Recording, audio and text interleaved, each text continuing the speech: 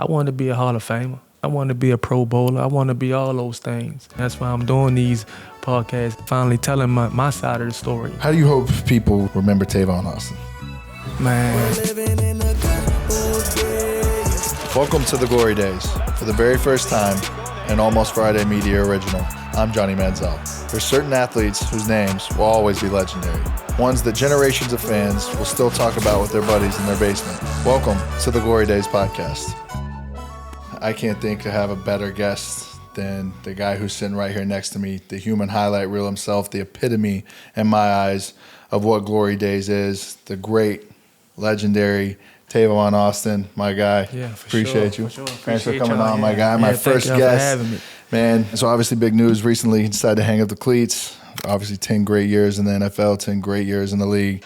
You know, what really got you to that point? Honestly, like I say, man, it was bittersweet. I just came in and was thinking about it with my family and just really thinking about myself, you know what I mean? And you can love the game long as you want, you know what I mean? But that don't mean the game gonna love you, you know what I mean? So I just came to a conclusion, like I had a couple more runs, had a couple workouts with myself, and it just wasn't happening, you know what I mean? So I just called it up, you know, talked to God, talked to my family and them, and that's what led me to it. It had to feel nice, obviously, to, you know, get the love and support that you got whenever you decided to make that decision. You know, I saw how many people reaching out, you know, obviously congratulating you on an unbelievable career that you had in the NFL. It had to feel great, obviously, to get that kind of love. Yeah, it was awesome. You know, it's crazy. I don't know what I should be saying this. It's like when somebody passed away and you get all your flowers, you know what I mean? But honestly, I missed it for a while, just being in that limelight.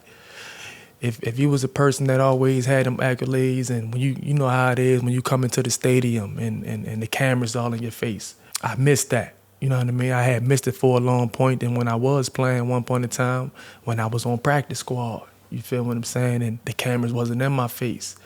So for me, when I hung it up and I seen all those people commenting on my page and reaching out to me and, you know, calling me one of the GOATs, you know what I mean? You really can't call yourself a GOAT. It mean more when somebody else said, you know what I mean? So when that happened for me, man, it kind of meant the world to me. You know what I mean? Ain't gonna lie, I kind of shedded a tear a little bit. I ain't really an emotional guy. I'm kind of getting choked up now, you know what I mean? I ain't really an emotional guy, but I think it's something that you do for so long, you know, it becomes the identity of who you are, right? Yeah. Every day, the grind of what it is for so long in your life.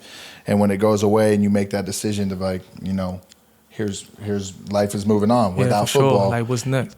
It's something that it takes a while, and this is obviously new, but it obviously takes a while for you to kind of sit and look back and realize, you know, what you've done throughout your whole career. I think it's been one for me sitting on the outside, you know, looking in, kid growing up in Baltimore, like what really got you started into football? What really, what was your inspiration in getting into it? You know, football really not big in my city. You know, I'm from Baltimore City, you know, the heart of it. You know what I mean? Right there where a lot of the legends came out. You know, Carmelo Anthony, you know, you got, Javante Davis, you know what I mean? We probably live about 10, 15 minutes away from each other. So in my neighborhood, it was like a thing, it's just, you got to wait till your turn. You know what I mean? I was the little boy on the block, you know what I mean? So I just had to wait. You know, you can't really play tackle football back then until you was 7 years old. Yep. You know what I mean? You're pee-wee. So I just had to wait till my turn. Then, you know, I used to always follow the big boys. I think we used to walk to practice, probably about 15, 20 deep of us, all neighborhood guys, you know what I mean? We walking to practice. Our mothers ain't dropping us off. Our mothers ain't picking us up. Yep. You feel what I'm saying? So walk to practice, I had to wait. I might carry my cousin and them equipment. That's how bad I was itching the door, because I knew I was the one, honestly, like humbly, but, you know what I mean, respectfully, I knew I was the one. And everybody knew it. So I just had to wait my time. And then my first play, I had number 28. They called me the Dirty Dunn. You know what I mean? They say I played like Lil Ward Dunn back in the day, so that was my nickname. If anybody know TA, they know Dirty Dunn was my nickname, my first name ever. So Dirty Dunn, my boy. Yeah, Dirty my Dunn. boy, I love that. So I read something too about, you know, the middle piece and throw up tackle. That's kind of how, you know, the whole thing kind of started. You got to explain a little bit more, elaborate a little bit more on that. So that's crazy. Like, so when you say the middle piece, when I first seen it, I'm like, the middle piece. I don't know if they saying like the middle part of my life, or they really talking about the middle piece. Basically, this the middle piece. My grandmother house right here. It's like a little strip. the strip is probably from, it ain't wide at all. You know what I mean? It's long, but it ain't wide at all. You feel what I'm saying? Then we got the hill. Cars can go one way, cars go this way, one way, cars go this way, field in the middle. You ain't got that much room. Yep. You can hit out of bounds, you can get hit into the car, you can hit into the street. So basically that's why I feel like I developed my feet work, my mentality for the game, how you gotta be aggressive, how you gotta be smart. Cause then, like I say, I was the smallest guy. But at the same time, the middle part was only but so big. You know what I mean? You gotta make a miss. And like I say, man, people take for granted these days and these kids. My favorite game ever to play was throw up tackle. Yep. I don't know what y'all called it when, you know what I mean? Yep. We called it throw up tackle. One person got the ball, you for yourself. You know what I mean? So, and maneuver and get through that touchdown. So that's where I think a lot of my skill came from, a lot of my toughness. It's just a little game on the middle piece, throw up tackle. So yeah, that's awesome. I think you can obviously see it, maneuvering through the field as you're, turning kicks, able to be shifty and just, you can tell that obviously growing up that's kind of like where that started and where that originated. No, for sure, yeah. And I tell people all the time, how the social media is now. If they would have the social media back then and seeing how I played when I was 7 years old versus to my last time 100 cleats up, I played the exact same. Yeah. You know what I mean? So many people always tell, he probably told you the same thing. Johnny, you ain't gonna be running around this field and doing all this when you get to this level. When you get to the next level, no, it's the same thing. If you can play football, you can play football. If you know which way the defense flowing, if you know how, and if you believe in yourself, that's all you got to really do. And that's what it was for me. I believed in myself at every aspect. And I know I can play the same. For me as well, like, when you pick up a football for the first time and you kind of put it in your hands and you're running around, I always played the same way from the first time I ever picked the ball up to the last time I ever stepped on the field and did that. So it's something about, the natural inclination of what is born in you and how you play the game. Mm-hmm. And it's about don't let nobody changing it. Yep. You feel what I'm saying? Because you can get places, and coaches that try to change the way how you play. And for me, it wasn't it. Like it was born in me just like for you. How you drop back, you can go this way, you can go this way, you can go this way, back to this way. Then it finally go north. That's the same thing with me. You feel what I'm saying? So we both feel each other on that. And that's one thing like that I love about our game. Yeah, I think it's something that's ingrained in you, right? Something that you just know, you're just born with, the ability to be able to, play ball the way that you want to play ball. Exactly. And not really changing that for anybody. Football season is back, and my partner Underdog wants to make it a lot more exciting for you. Join the millions of fans who played on Underdog last year. With their pick'em game, you can win up to 1,000 times your money by making sports picks. It's time to turn those takes into cash by going higher or lower on player stats, like touchdowns, receiving yards, interceptions, and plenty more to choose from. Submit entries including NFL, college football, or mix and match across your other favorite sports to win big. Here are my money picks of the week. Underdog is available in 30+ states, including California, Florida, Texas, and even Canada. So what are you waiting for? Sign up now and deposit using promo code Johnny to get up to $1,000 in bonus cash and a free pick. Growing up in Baltimore, you decide, you're playing high school football. I saw you went to 3 state title games. Yeah, I mean, you knew like you said, you knew from a very early age that, you were that guy. You were going to be able to go, hopefully play at the next level, right? I had dreams of going and playing college football. That's what it was. So you decide, obviously, end up at, West Virginia. Mm-hmm. Did you have other offers that you were looking at, other places you wanted to go? I had some big time offers coming up. I think my biggest one probably at the time was Michigan.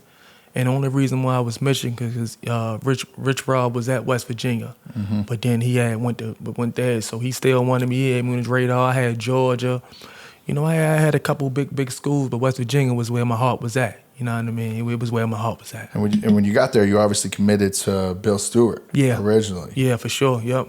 And then play your first year there. And then 2 years later, you obviously get a big change. Yeah. And you get Coach Holgerson in there, who was, looking back at it now, is a legitimate match made in heaven for what it was. It would change college football really for forever. For me, but when he came in, you had 2 other guys in your class who ended up being absolute studs. You came in with Geno, right? And you came in with Stedman as well. How was it coming in with those guys? Obviously? Man, it was good because I knew we had to start from somewhere. You know what I mean? We still had 2 guys that was ahead of us up there at the time. So it still wasn't our city yet. It wasn't our country yet. So it was Noel Devine and with Jock Sanders. You know, so that was a little different, you know, coming into a situation and we had to wait.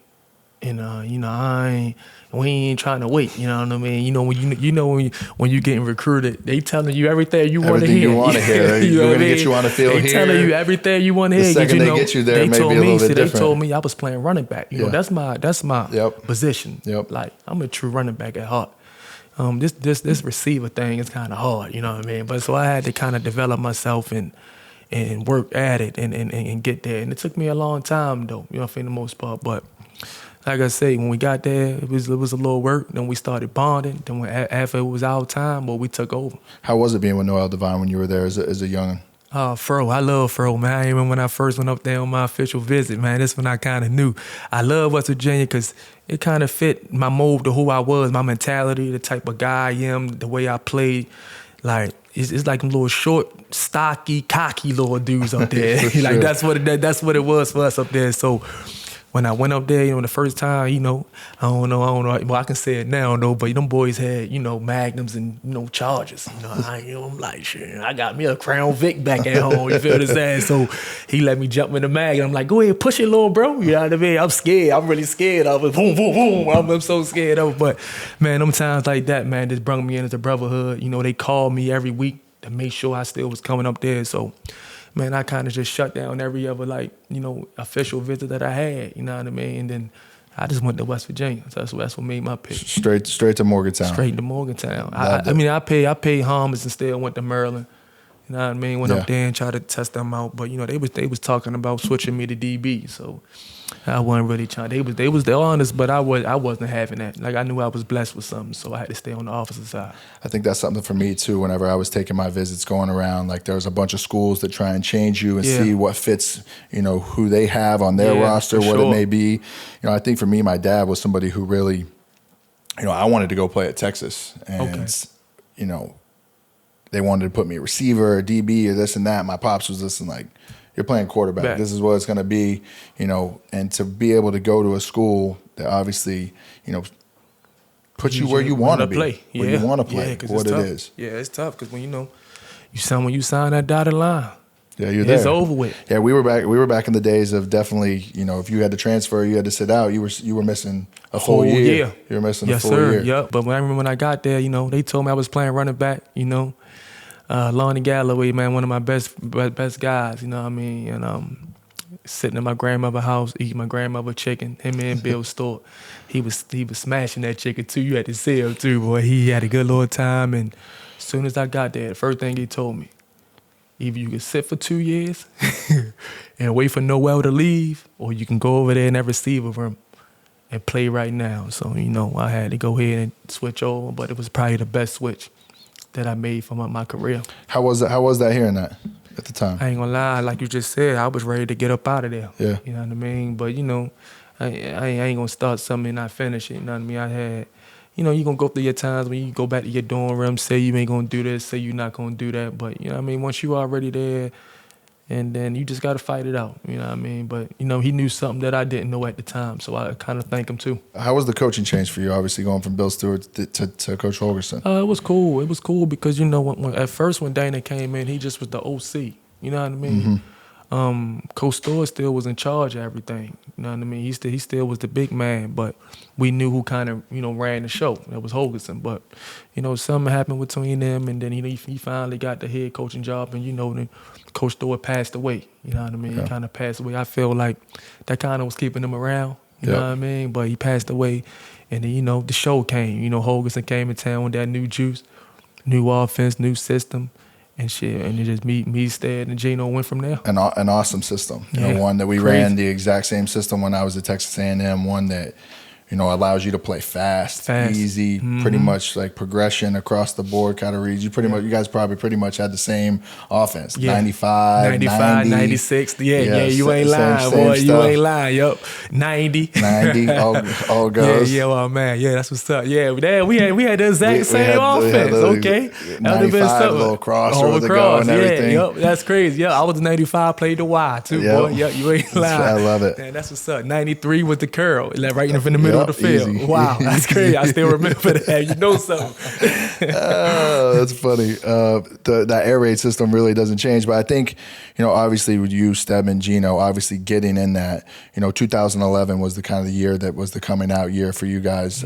How was that? You guys end up going 10-3. Yeah. End up going to the Orange Bowl that year. Speak on that year a little bit. Yeah. Well, it was definitely exciting for all of us. You know what I mean? Because we kind of hit at the right time. You know what I mean?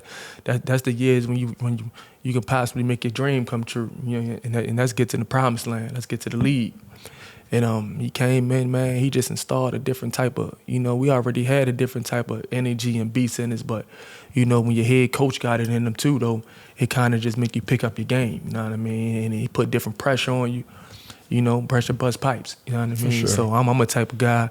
Him just looking at me, and I think I was only the player he ain't really yell at. He ain't really had to yell at me too much, but he had his way. You know what I mean? He might just come to me and be like, you effed up.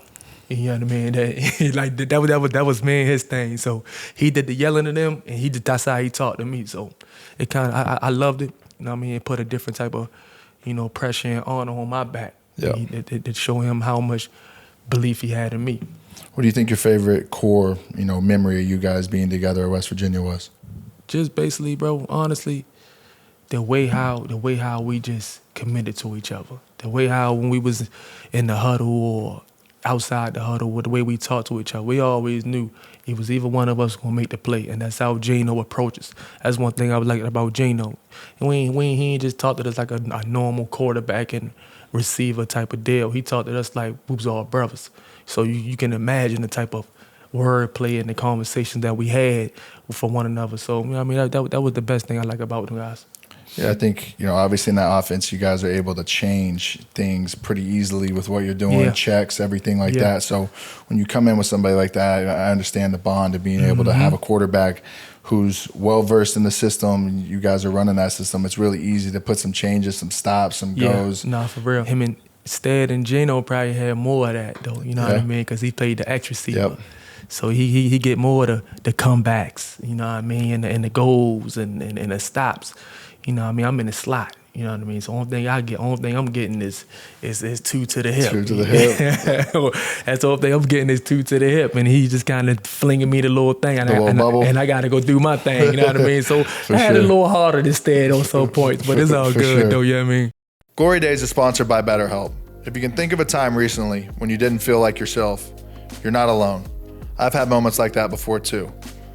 It can be scary to talk to someone. Therapy is a great tool for facing your fears and finding ways to overcome them. Therapy can help empower you to be the best version of yourself. If you're thinking of starting therapy, give BetterHelp a try.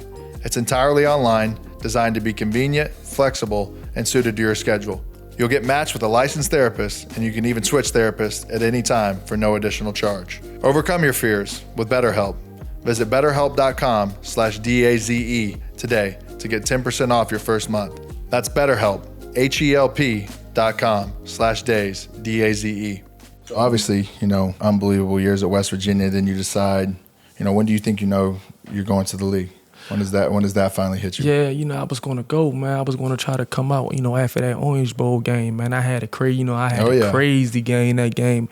I think I had like 3 or 4 touchdowns down there on the South Beach Smackdown. On the quick tap pass. On a quick tap pass, you know what I mean? So we was on them boys over there. So I thought I was gonna lead that year. Hoganson came to me, kind of shook me up a little bit. You know what I mean? He told me he talked to a couple scouts. They said I'm gonna go 3rd or 4th round.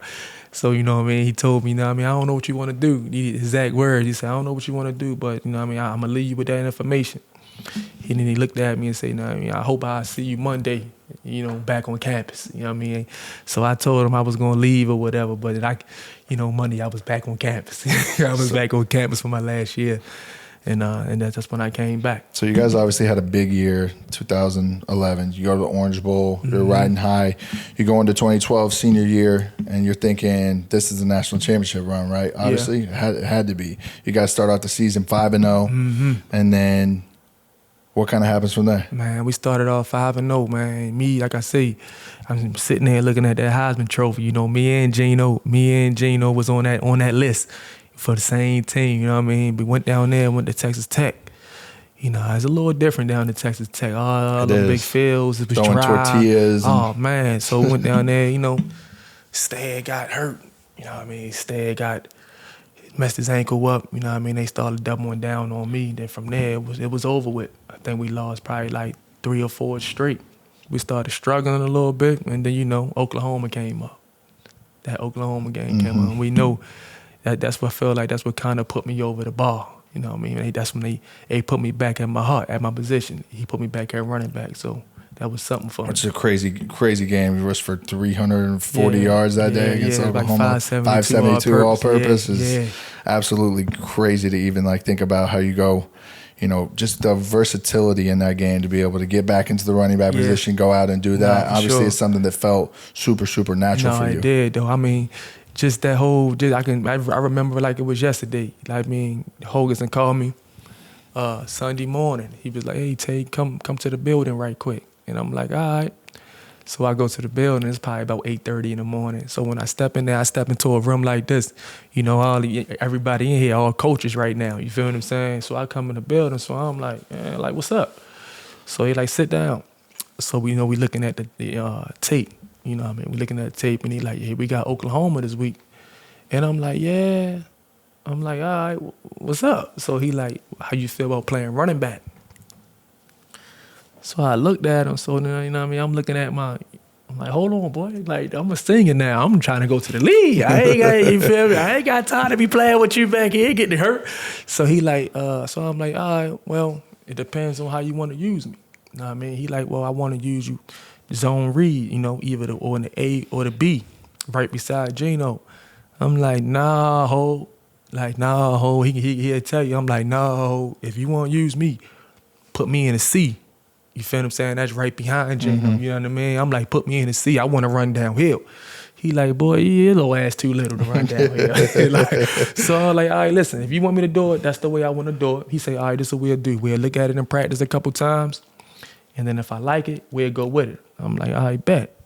I had 2 plays, 467, 468. You know what I'm saying? They was my only 2 plays. Geno would come to the line, read the defense, see where the safeties are, and he'd slowly even tap one of his hips. And that's the way I was going. You know what I mean? So I had 2 plays, and then, man, the best 2 plays in one of my life, honestly. I love it. Crazy. Yeah. It's how simple. Simple. I don't shouts out to Oklahoma, though. They stayed at man-to-man the whole game.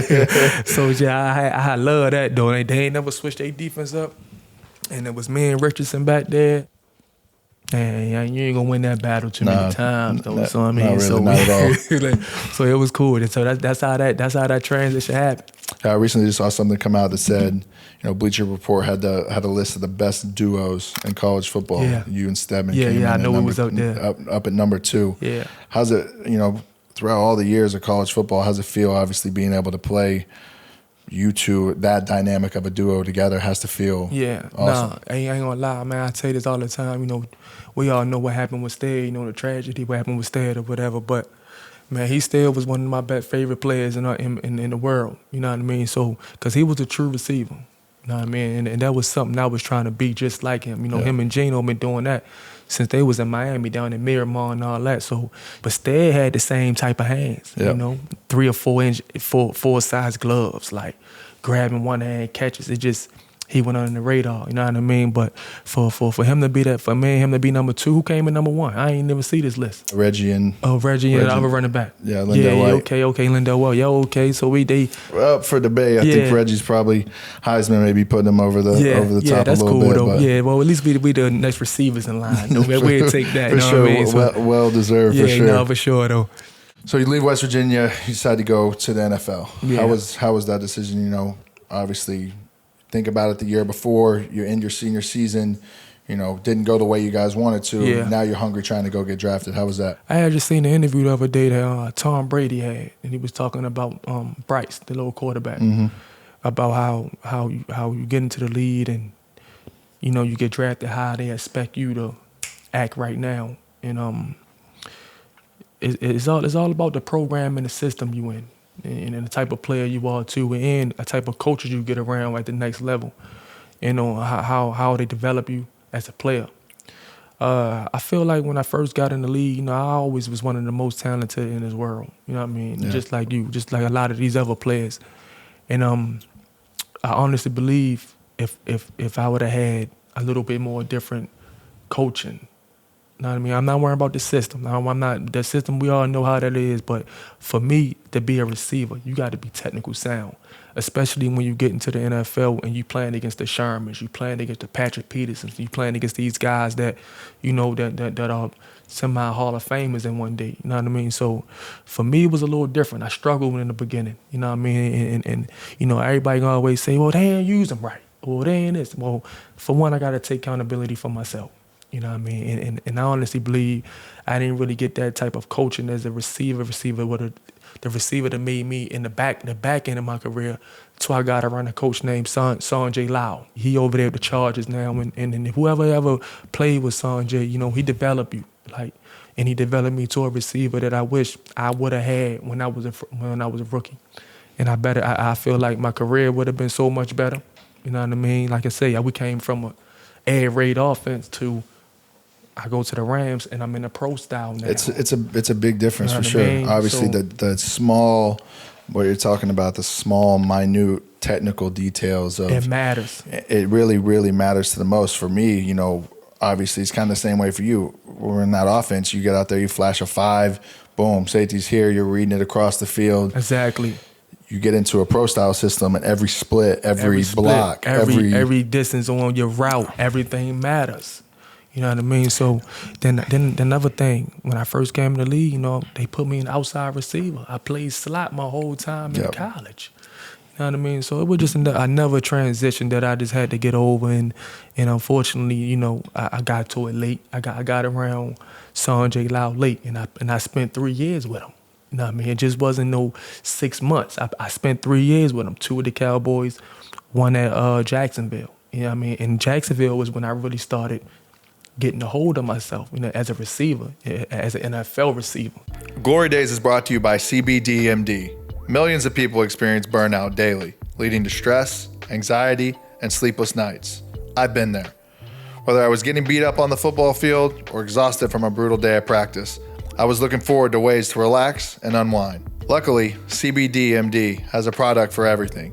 Visit cbdMD to explore their full range of products. They're all expertly formulated to help you feel your best.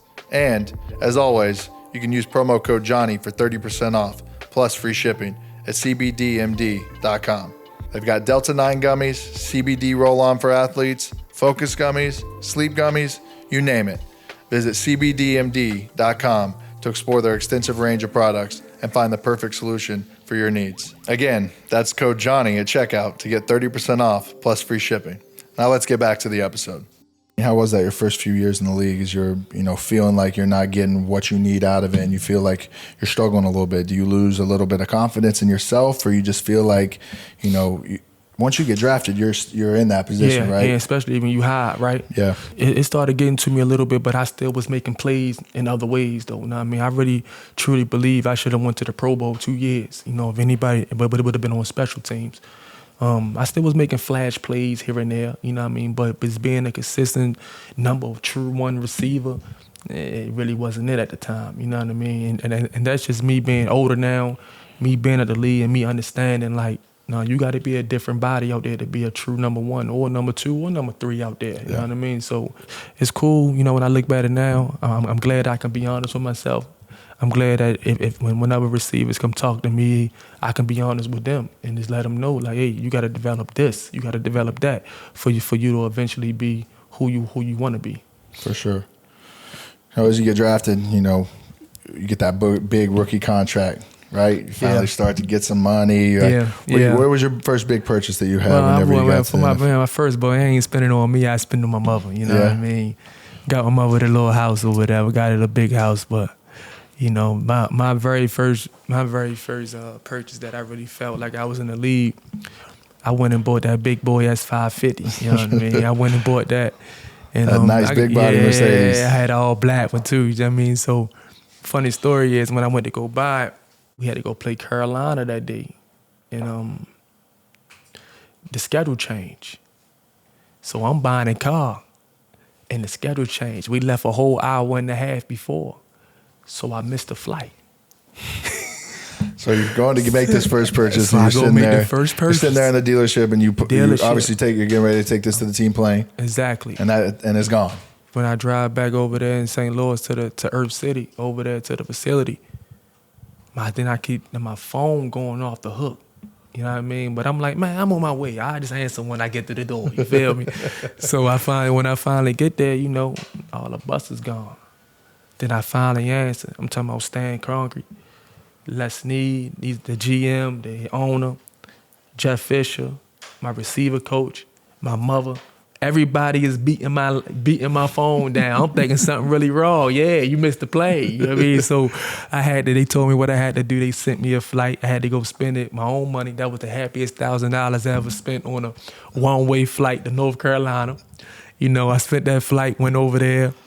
And man, that game was crazy too. That game was crazy. They probably had to give you a little shit for that, obviously. So when I finally walk in, you know, Will Hayes, you know, I'm kind of nervous. I don't know what's about to go on. You know, you get fined for everything. Mm-hmm. Yeah, I should have been a big boy fine. For sure. I should have been about with a $50,000-$60,000 fine. You know what I mean? So I get there, team meeting. That's about 7:30, 7:45. Nice. And I see Coach Fish. I kind of just looked at him and ducked my head. He kept walking. And then he just came to me like, hey, you all right, buddy? Like, you all right? So I'm like, yeah. He like, just go out there and make a play tomorrow. So I'm like, all right. It kind of made me feel a little better. So it's nice to have somebody when you're sitting there. You're obviously feeling like, man. Yeah. You're obviously like your teammates like, down. You're obviously like, exactly. Man, you know, it's an honest mistake. It's not something like you were trying to. That was the first time I ever been late for anything. Like, and from that day, I used to be first in the building to everything, meetings, workouts. When we leaving for a game, I was the first one on a bus.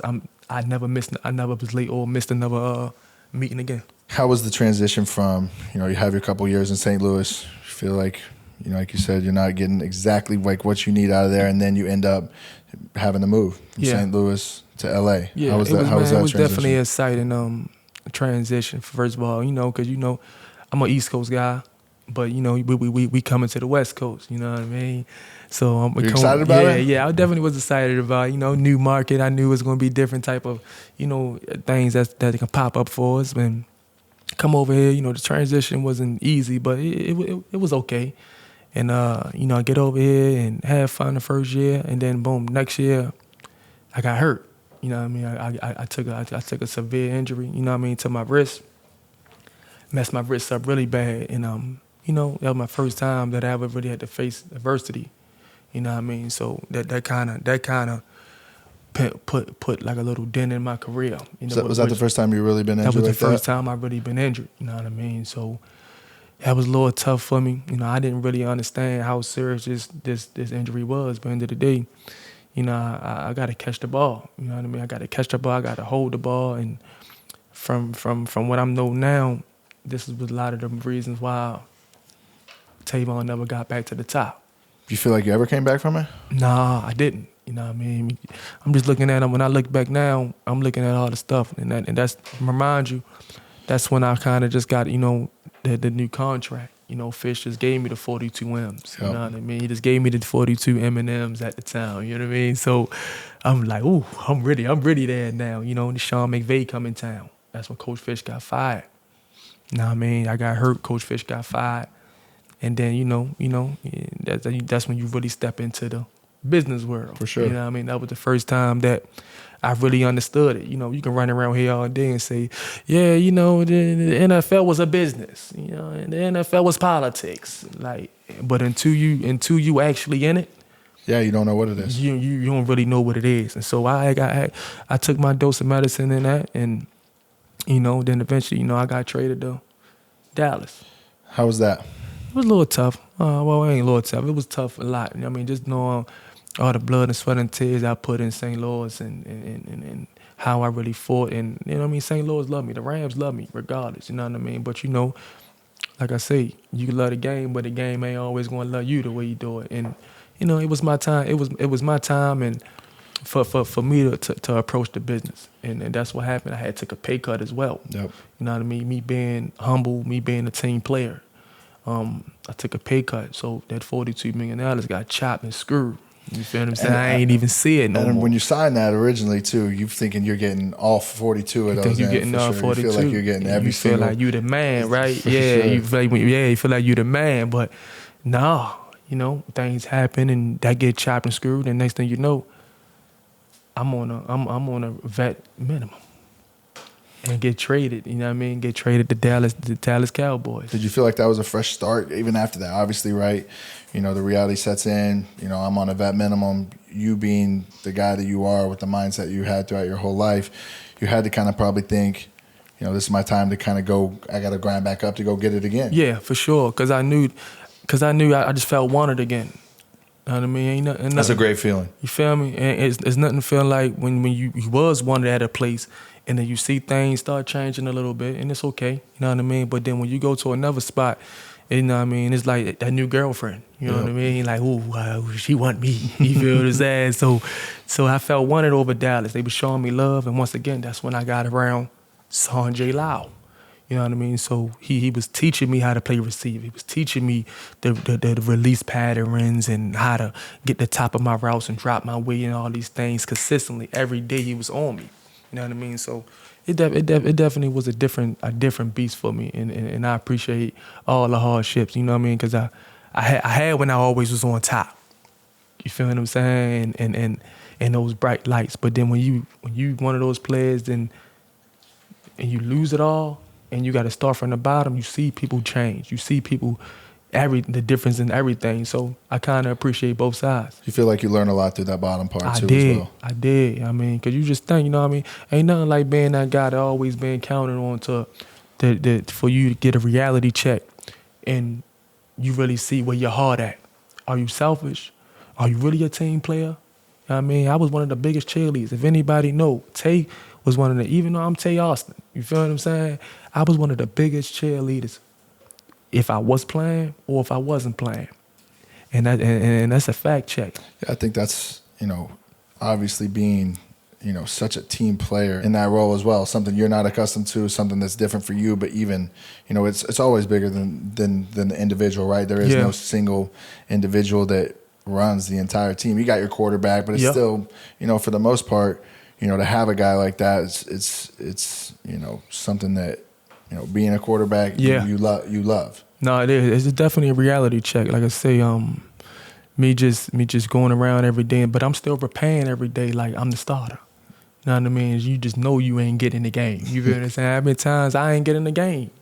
You know how that felt for me? You know what I mean? People always wanted to come and get tickets or come see TA play. Like now them calls ain't the same calls no more. They ain't coming to see me play no more. Like, cause I ain't in the game.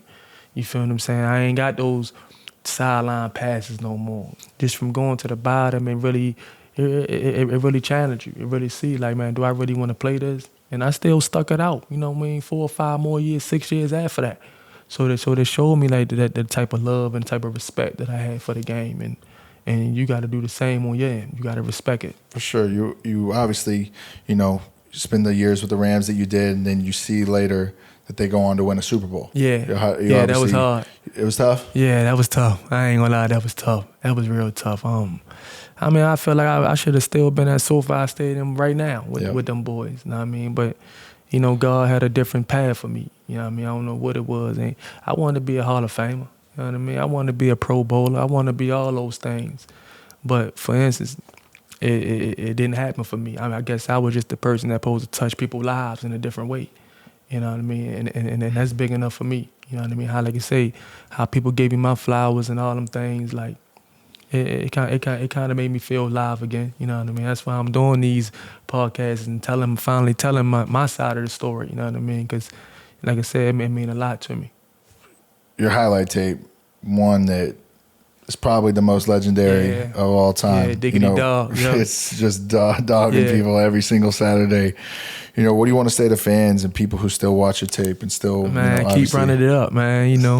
Just let y'all know I don't get no money off of it either. So, but just keep running it up, keep running the views up, man. But keep showing the younger generation like what a true football player look like. You know what I mean? I'm not saying that these guys these days not, but I just know what I did it for. You know what I mean? The preparation, the responsibility, the leadership, the dependability, and all them things that I felt like that comes in football. It ain't just about just catching the ball and scoring a touchdown or getting a big hit and getting up and just doing stuff to get the crowd into it. No, I really took profession and going to work every day, getting my body right, eating, and then day in, day out, body hurting and everything, but still come out to be on top. All right, so we got a couple videos here. Obviously, we're going to show you, but we got some young bucks now who are obviously talking about the best highlight tape of all time, right? Whose highlights did you watch most on YouTube growing up? Probably Tavon Austin.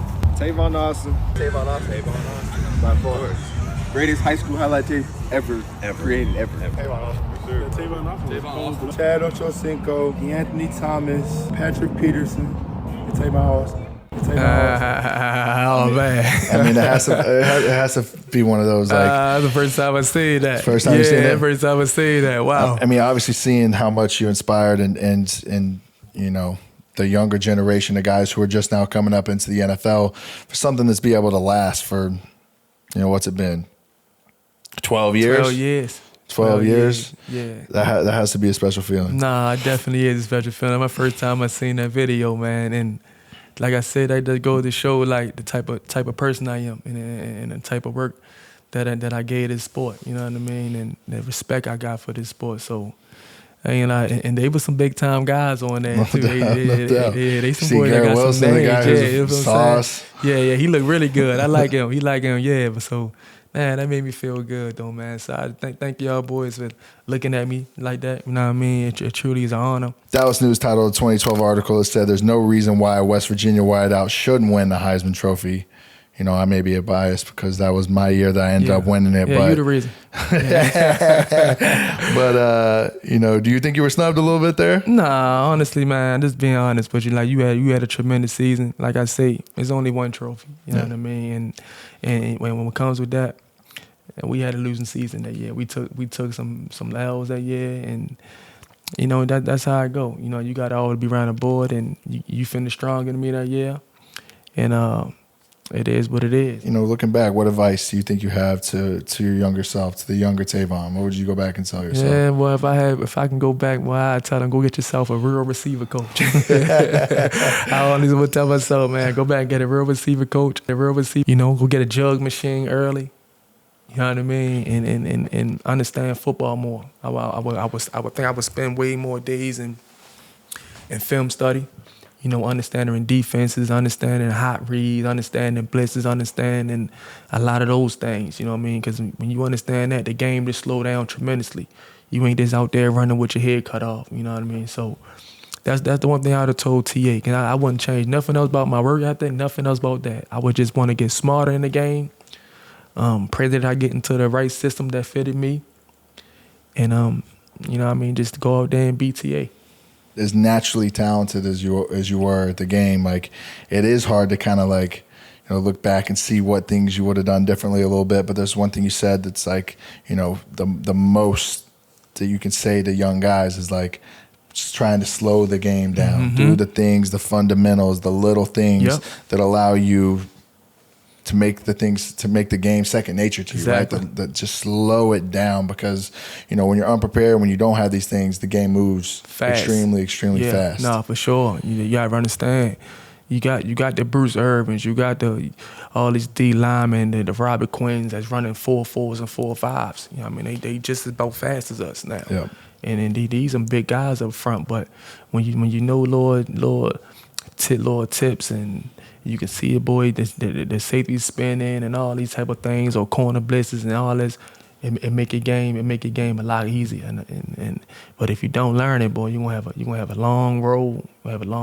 So That's what I'd say. How do you hope people, remember Tavon Austin? Yeah, I just one of the greats, Like I say, man, I just always wanted to throw my name in the hat there. I ain't got to be the person that go on top, but just remember me as one of the greats. My character, the type of teammate I was, and like I say, man, just the hard work that I always put in, day in, day out. You know what I mean? You know what you was gonna get from me.